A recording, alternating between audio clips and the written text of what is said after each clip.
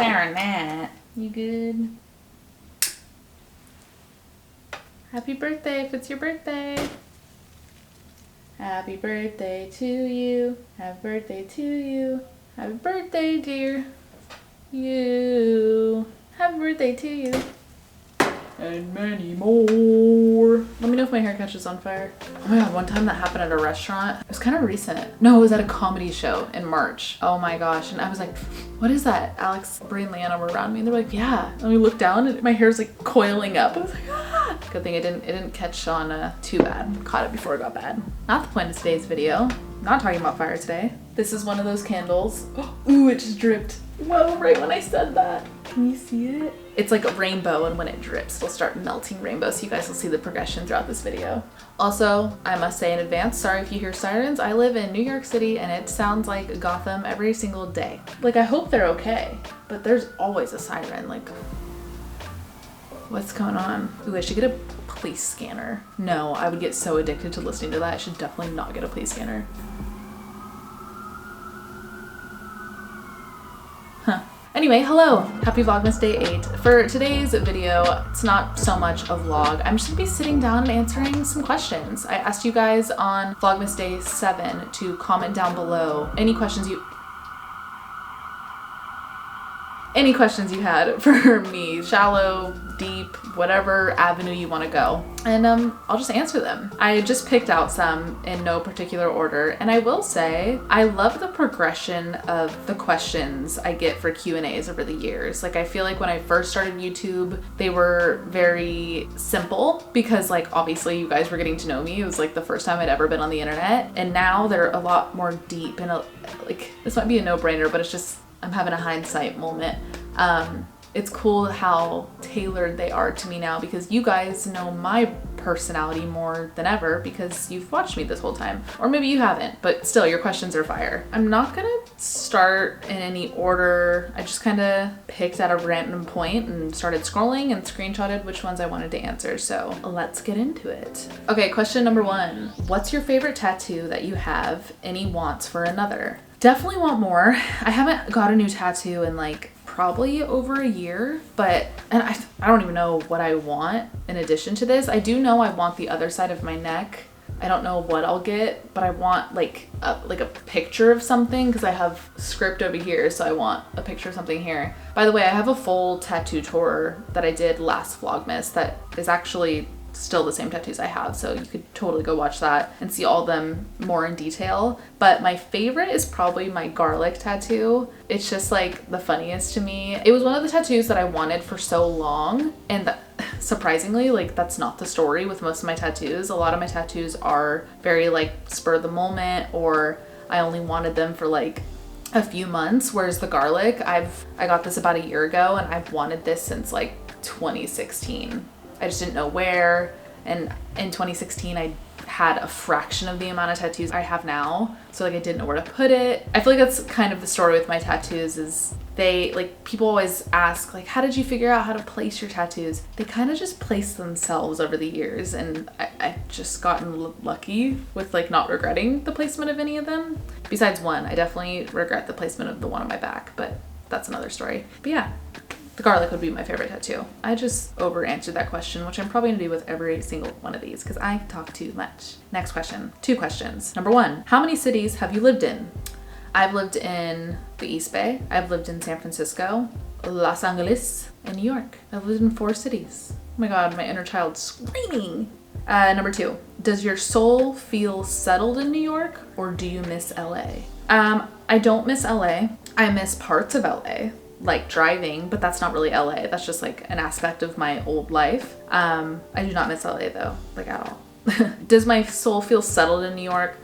I'm taking the word settled as like settling down, if that's what you mean. I don't really see myself settling down here, but again, like, who knows? I could be the love of my life tomorrow and like run off to the Hamptons and live there for the rest of my life. Who knows? But no, I don't really feel settled for life, but I do feel settled in this phase of my life, which is good. Next question. Question for you. How long do you see yourself doing YouTube for? Oh boy. I I don't really have an answer for this. This is definitely something I think about a lot. Like, will I do this forever? Where's YouTube gonna go as a platform? These are all questions that circle in my head as a creator that I'm sure if you're a creator too, you think about this all the time. Run it. I don't know how long though. I really enjoy putting my life on YouTube. I really enjoy long form content. I enjoy watching it. I enjoy creating it. I enjoy posting it and creating vlogs. And I feel like more than ever, I've really gotten into certain shots that I get for like B-roll vlogs. Like, I really do feel inspired by YouTube. So I plan to do it for as long as I'm inspired to do it for. Does that work? Next question. What are things you do to help with your anxiety? Oh boy. This is a loaded answer, but I'll give the shortest I can. I talk about anxiety probably almost every episode of Advice, my podcast with Alex. So if you don't listen to that, you definitely should. We talk about that in all aspects. No matter what we're talking about, there's usually an element of how we navigate anxiety around that topic, no matter what it is. But one tip I will say, you're probably gonna be so annoyed by this answer. I used to be annoyed with this answer until I started applying it to my life and it worked. Breathing. It's annoying, I get it. But when I really started to learn about the medical side of anxiety and what it's doing to our nervous system when you're in panic or tense, and I learned the benefits of literally getting oxygen to your blood and to your brain and started breathing, I really started to feel the difference. When I say breathing, I specifically mean belly breathing. That's something my therapist has taught me and it's helped so much. It's starting, like, when she taught me it, she said, we're having a session on a Zoom, and she was like, take a deep breath for me. And I went, she goes, okay, like, good, but did you see how big your chest got? And I was like, yeah, you told me to take a deep breath. Like, what do you mean? She was like, that's a deep breath, but a belly breath is where you really center your gut and your pelvic floor and where anxiety starts. And she had me try again, but inflating my belly instead of my chest. Instead of going like we do when we're frustrated or we're just like getting something off our chest, like she told me to sit and like expand my stomach and breathe out of my mouth. Like, I already feel so much better after that one breath. Try it with your belly, not your chest. I promise you'll feel a difference. And she said this is something that humans lose because if you look at like a baby sleeping, not in a weird way, you notice like their bellies go in and out. Oh, so cute. Like their bellies go like, and it's not their chest. They're sleeping and their bellies bounce up and down, and that's a belly breath. That's like resetting your, I think it's like your your parasympathetic nervous system. It's those belly breaths are resetting it, and that's the difference of a belly breath and a chest breath. So that's really helped me. I literally got myself down from a panic attack the other day. I was on the subway and the train stopped when we weren't like in the tunnel, like we weren't at our stop yet. And I'm extremely claustrophobic. Like, I'm already freaking out thinking about it. I immediately started panicking, sweats, tunnel vision, like immediately. And I was like, belly breath, breathe through it. I put my headphones in, put on some Ariana Grande, and I got through it, and the train started moving and everything was okay. But the belly breaths helped. Next question. When did you start Pilates and how have you noticed a difference? I want a better low impact exercise to do that strengthens my core. I had a ski accident that caused a back injury, and anything low impact but core focused would be so nice. Holy shit, a ski accident. I am so sorry. I'm glad you're recovering.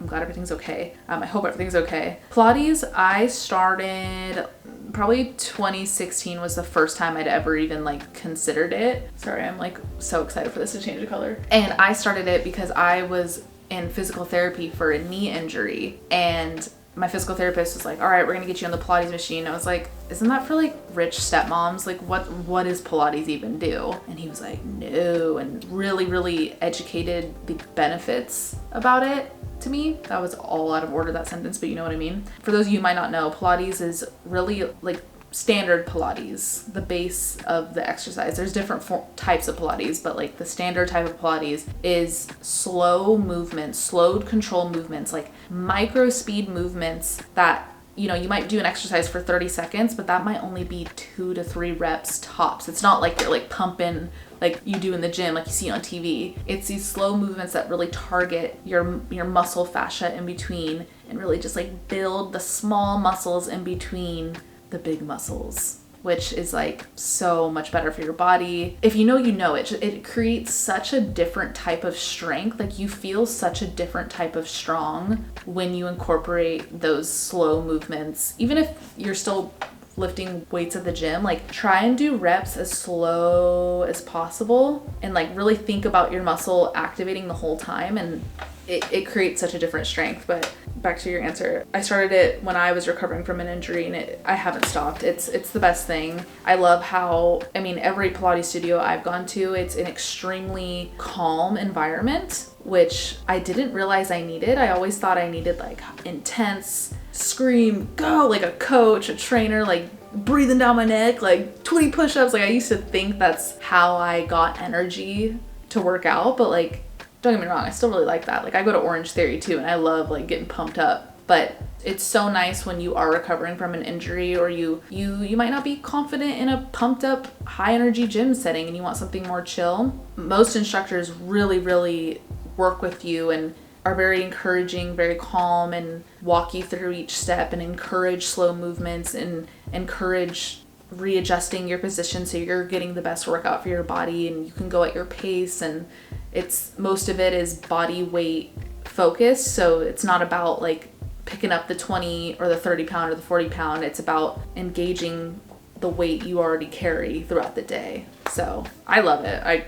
I'll do Pilates forever. I think it's such a safe way to be strong but not like overexert your body.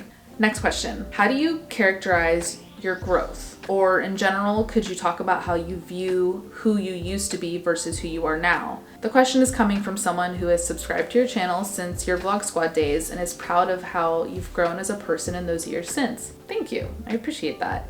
Gosh, this is a really big question too. How do I characterize my growth? My growth is based off my ability to recognize patterns. I have a lot of growth to do. I hope I grow until I die, mentally, physically, all that, you know? And I really base where I'm at with growth by recognizing and like calling myself out on things I know are wrong or habits that I want to change about myself, recognizing them and correcting them and acknowledging them.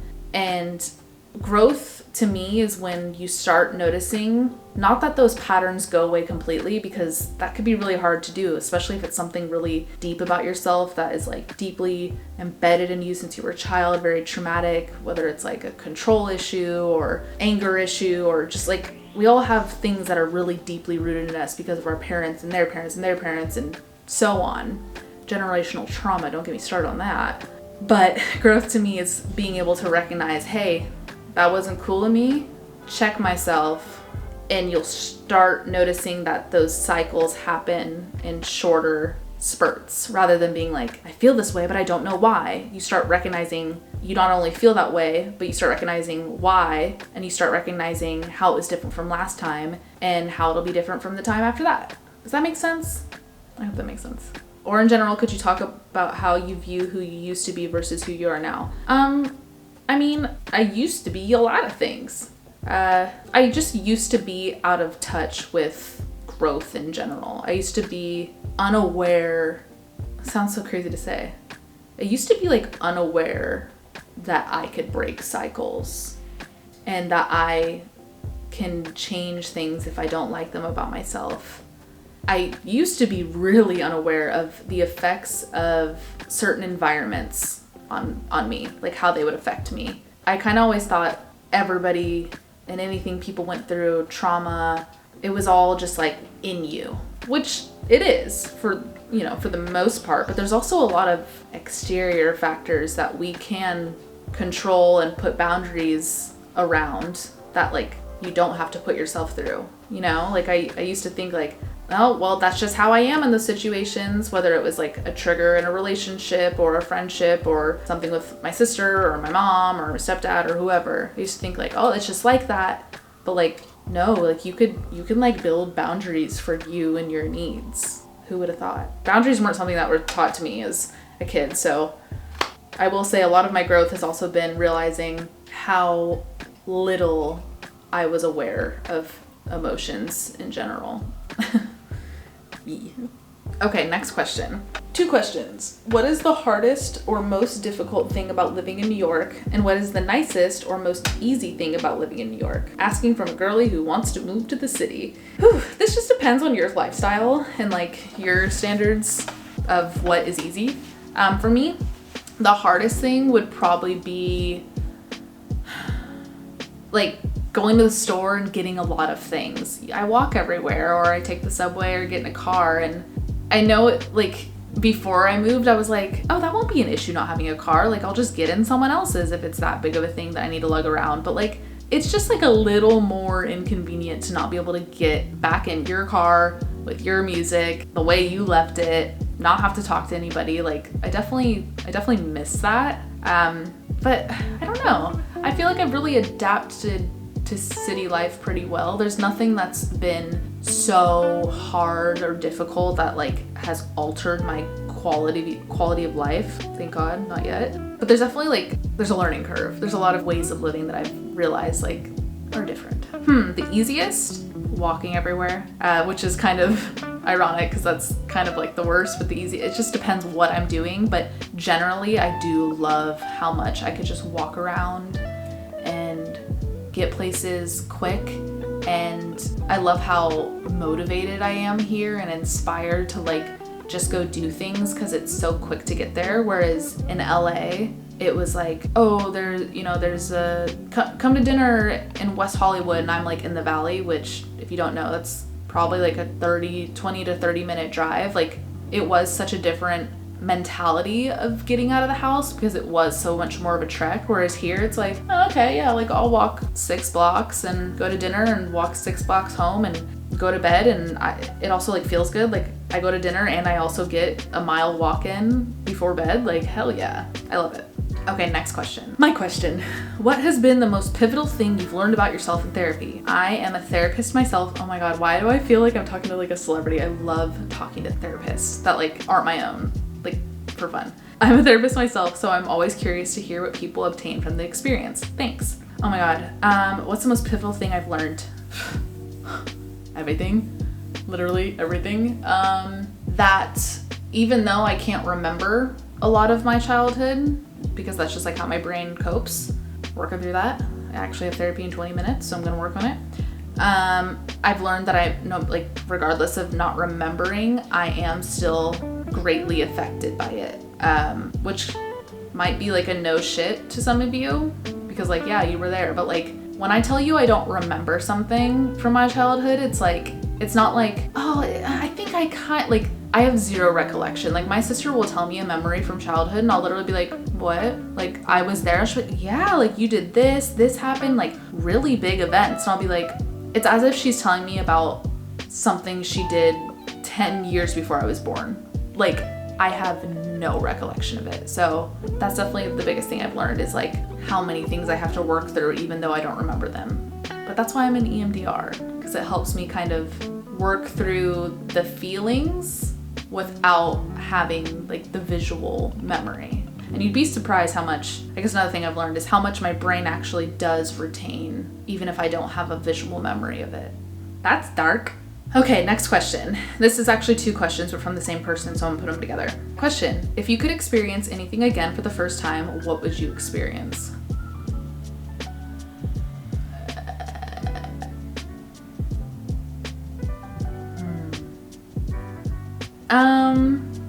I don't know if this is like, I'm sure I can think of like a way better answer of like my overall answer, but I think it'd be really cool to like go to cheer tryouts for the first time again, like go back to when I was 9 years old and like do it all over again. Cause that was like a really cool day for me. That's a silly answer though, but I don't know why it popped in my head. I think it'd be also cool to try sourdough or like brie cheese again for the first time. because I don't remember trying that, but like they're so yummy that it'd be cool to like actually relive that like euphoria you taste when you taste something so good. Recess, having like recess as a kid, that'd be cool to experience again. I don't know, I like that question. Next one, what do you do when you feel homesick? I don't really feel homesick. Is that bad? Yeah, I don't know. I don't really feel homesick. Why does that feel dark? I'll miss people, but I never, like, I don't really have like a sense of home as like a place, but I do miss people associated with home. Like home to me is just like being in the Bay Area as a whole. It's not like my house or anything. Like I don't really have like an emotional tie to where I grew up at all, but I miss like In-N-Out. I miss like Casper's hot dogs and like Nation's burgers and like stuff like that. But I don't know. I also like, I live with my childhood best friend. Like I have home with me 10 feet away, which I'm very grateful for. Okay, next question. What were your college/university days like? I listened to the podcast and have been watching your videos a while now, but I never hear you talk about your day-to-day student life. I'm a junior in university now, and I'd really like some advice or just to get to know your experience. Love you. Love you. My college experience, I didn't go to like a state school or anything, so I don't really have the like frat, sorority, like football game, team spirit experience. I went to the Fashion Institute of Design and Merchandising, and that school, if you know, you know, it's very like you go, you get your work done and you leave. There's no like sports teams. We didn't have like a sorority or fraternity, nothing like that. It was a very professional school, so you didn't really like dick off and be a college kid. Everybody there was like there to focus and hop into the industry, which I really liked. I think it really built a lot of work ethic for me at such like a sponge of an age, like fresh out of high school. I graduated high school in June 2013, and then I went straight to college in, I think it was like late July. Like I didn't even have a summer. I was just like right into it. So for me, it was just a lot of buckling down and focusing. I might be the wrong person to give advice for that, but that was my college experience, and I liked it. I liked it a lot. Oh my gosh, it's melting. Oh, it's clear right now though. Come on. I think it's gonna go to yellow next. Okay, next question. What are some elements of your dream home? A big backyard, dark wood, big windows, high ceilings. I want like wood beams on the ceilings. I really like that. Big open kitchen with a lot of windows. And I want let me rephrase this. I'm gonna manifest it. The stovetop burners will face the entertainment area, the living room, because I want to be able to cook but still like talk to people, because that's kind of like always my space, or I should say my place whenever I host people. Like I'm usually like still in the kitchen. I want that. I will have that. And a birdhouse. I'm gonna have a birdhouse in the back, and I'm gonna have a swing set. I don't even know if I'm gonna have kids though. I just want a swing set for me though. Okay, next question. How does it feel vlogging in NYC as opposed to Cali? How did you gain the confidence to carry around and use your camera? I'm definitely like uncomfortable still. I do this for like over 5 years, and I'm still like I wait till like a crowd of people walk past and then I lift it up. You just gotta like get over it. You just get used to it. My thing is like, what's the alternative? Don't film at all?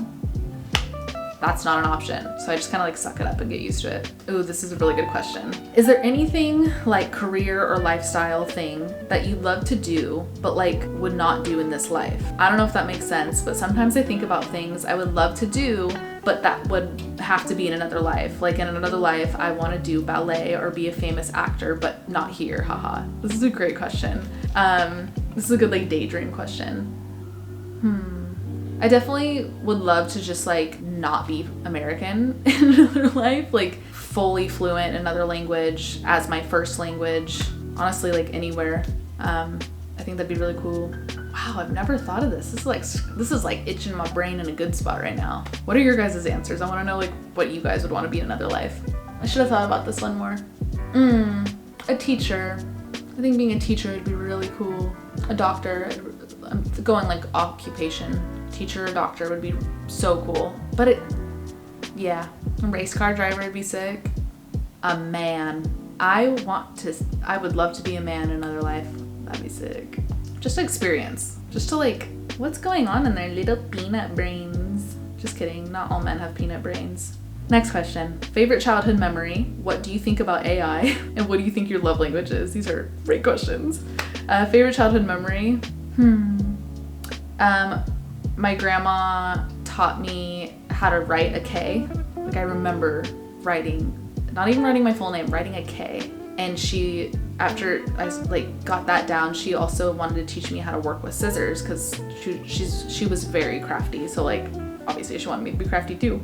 And she would draw K's in like big block letters and have me cut them out. And I sat there, I remember, for like a whole afternoon one time, and just the whole table was just covered in K's, and she'd draw one and I'd cut it out. It'd take me like 20 minutes. I was like so young. And she'd go do something else in the house. I'd be like, Grandma, I'm done. And she'd come back, she'd draw another. It was probably the best thing for her. Like, all right, she's over there cooling it, like cutting out her K's, and she's getting shit done in the house. That's probably one of my favorite memories. What do I think about AI? Whoa. Sorry, I got like a heavy chest and like, whoa. I don't know if that's like my grandma's presence. I just got like, it got weird after that. Anyway, what do you think about AI? Absolutely fucking terrifying. Could be cool. I could see there could be good ways to use it in life, but it fucking terrifies me. What do you think your love language is?